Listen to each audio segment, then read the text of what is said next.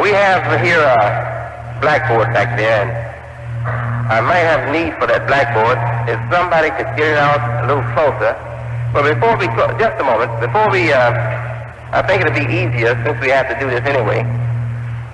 We have a new creation here, and it is the creation, really, of the Honorable Elijah Muhammad, may peace be on him. But I think we'll be given the credit for putting this together. But the Honorable Elijah Muhammad, and some of you will remember this, especially the sisters and brothers who were very close to him, he used to talk about a vision he had of a book. He said he had a vision of a book, and this book, its letters were dimensional. They had depth. And he said when he looked at the letters of the book, it appeared as though the letters were penetrating the book all the way through, going all the way through the book. And he said these letters, they had a glow on illumination. And he said the letter that he recognized, the only letter that he recognized was the letter Lam. Now the letter Lam in Arabic is L. He said the only letter that he could recognize was the letter Lam or L. He said, and he recognized it because that letter seemed to have been all through. He said, it stood out. The letter Lam. That Lam, he said, seemed to have been standing out all through the writing. When he told me that, I listened very attentively to him, as I always do, especially when he seems to be really concerned about what he's talking about, engrossed, so to speak, in what he was talking about. So I listened to him very closely, and I was trying to, interpret the vision that he was telling me. Because it was at the table one day, he told me, but I'm not the only one, the others were there then. He told this to many. So I said to myself, what can this stand for? What can this represent? The lamb. And it came to my mind, maybe it means that I know there's no book coming to Muslims after Holy Quran but the Holy Quran. I know that. So I knew it couldn't mean a physical book coming after the Holy Quran to replace the Holy Quran. Although he has said things to that effect, but I understood him. I knew he didn't actually mean what he was saying. He meant something else. A great understanding, a new way of looking at the book was coming. So in our life, it would be like a new book. You understand? Right. So I knew that. So I'm trying to figure out now, what did he mean by a new book is coming, he said, and this book has these letters, and the letter Lamb stood out. Then it came to me, I said, my father's telling us that the new book is to come is really a new book to us because we have never known the Holy Quran. We've known the Bible, we have preached the Bible from the rostrum, and most of us know much more about the Bible than we know about the Holy Quran. In fact, for most of the years of his leadership, he didn't allow the Holy Quran to be preached or just hand out freely among the believers. But he always held it up high as the book. Is that right? He said the Holy Quran is the book. So that's the pure book. But he never encouraged us to really get into it. So his vision of a new book to me was the vision of the Holy Quran, but it was vague in my mind. The ideas or the thing that I was seeing, it hadn't really taken complete form. It was kind of vague in my own mind. I put it aside. So we were coming up with some ideas for the blackboard, because I came to understand that the blackboard drawing that we had been using was out of date. it needed to be updated. We needed a new drawing on the blackboard. So while I was trying to think of a new drawing for the blackboard, a picture came to form. And when it came to form, I said, well, this shouldn't only be a drawing for the blackboard. I said, really, we have to make another drawing for the blackboard. This drawing should be for something else. Now, just pull the curtains back there, and we want to show them what we have here.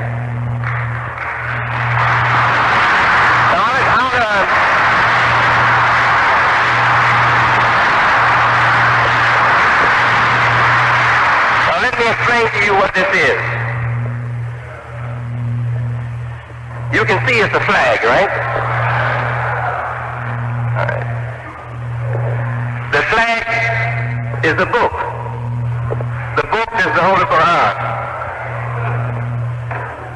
And on the flag is La ilaha illallah, which means there is nothing worshipable, worthy of worship as a God but Allah, which means the God. Muhammad Rasulullah, Muhammad, the messenger of Allah. Now, if you have some knowledge of the contents of the Holy Quran, you know that this first principle, or first kalima, pillar of faith, is all through the Holy Quran from cover to cover. This fundamental belief here goes throughout the Holy Quran. It dominates the whole Holy Quran. And if you count the letters, or the number of times that the letter Lam is repeated in that kalima, La ilaha illallah, Muhammadur Rasulullah, you will see that the letter Lam, or L, stands out more than any other letter in that kalima. And when you look at it, you see Lam before you see anything else. It begins with Lam, La, Ilah, another Lam, La ilaha illa, another Lam, Allah, two more Lam, Muhammadur Rasul, one more Lam, and Allah, again, two more Lam. So the letter Lam is all through it, and it stands out, and this kalima is all through the Holy Quran. You see? So this was his vision. I don't want to take the credit for this. I think Imam Muhammad, peace be on him, to get the credit for this vision. And I think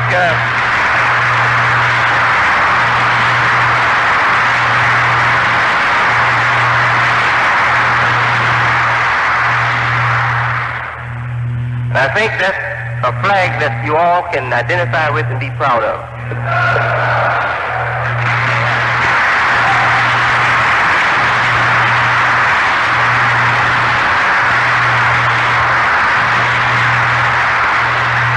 A new world needs a new flag. All praise be to Allah.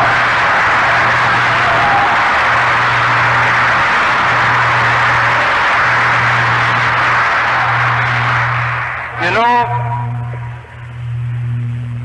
the Muslim world has come to be identified with the symbol or the emblem, the crescent star. Is that right? Now, when you read the Holy Quran, you don't find any crescent and star in there.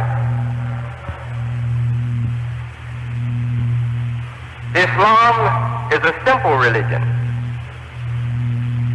What I mean by simple, it is not a religion that is covered up with symbolism, ritualism. It's a religion that comes straight forward and straight out in the open with what it's all about, you understand? But what brought on this flag with the emblem, the star and crescent in it, was really the crusade that came against, the Christian crusades that came against Islam. And the leaders of the army, they carried the cross. So the Muslims reacting to that raised the crescent, which was a better symbol. Because the cross represents, as the old spiritual song that our forefathers used to sing and mothers used to sing, suffering, shame, and death. You see? So here was an army representing a nation or a society of people that held sacred an emblem of suffering, shame, and death. And couldn't see the ugliness of what they were doing. All they knew is that it was Jesus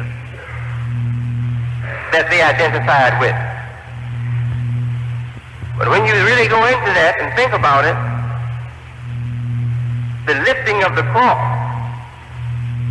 as something sacred really is a disgrace to the beautiful world that Jesus brought into existence. It's a disgrace to it. The emblem itself brings to mind death and misery. It doesn't bring to mind life. You have to interpret to arrive at life as a meaning.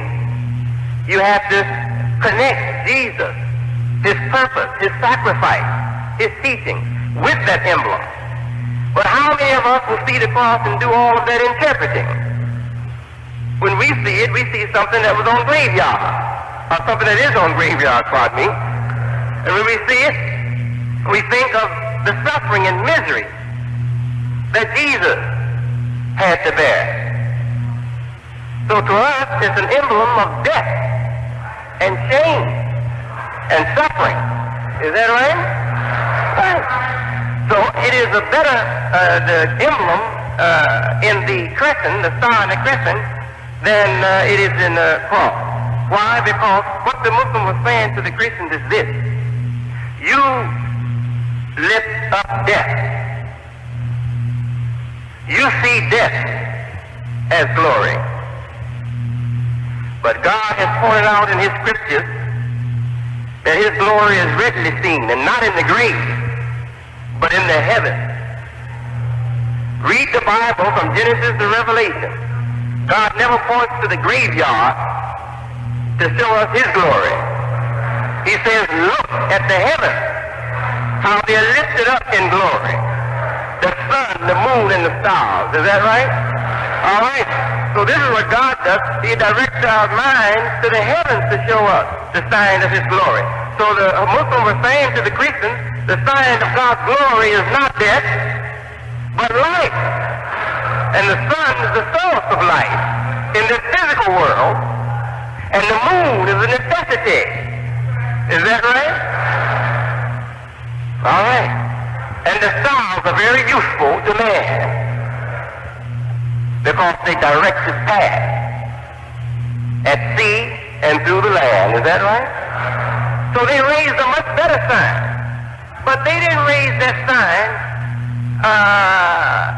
upon orders from Prophet Muhammad, peace and blessings be upon him. They raised it as an answer to the cross that was raised in war against Muslims. You see?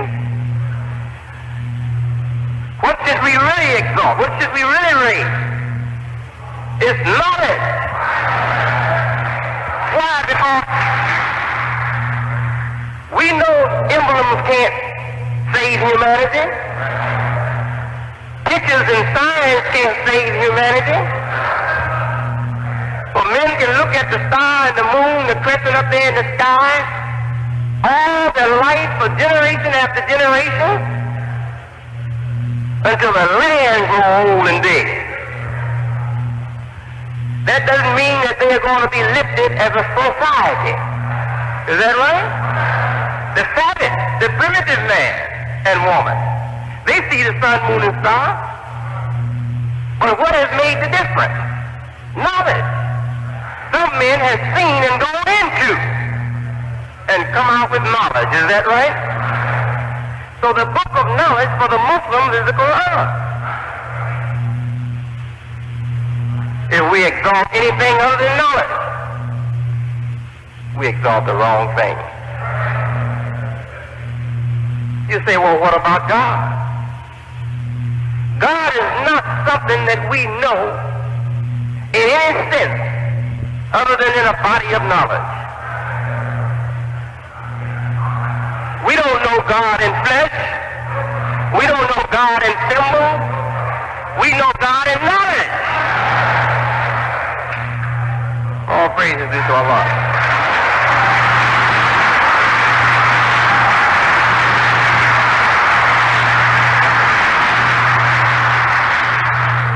You may say, well, I feel God in my flesh, and that's how I know God. That's the beginning of knowledge.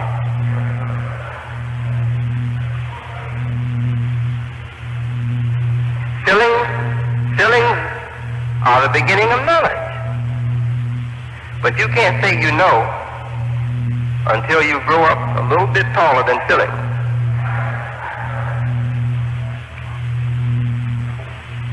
We're going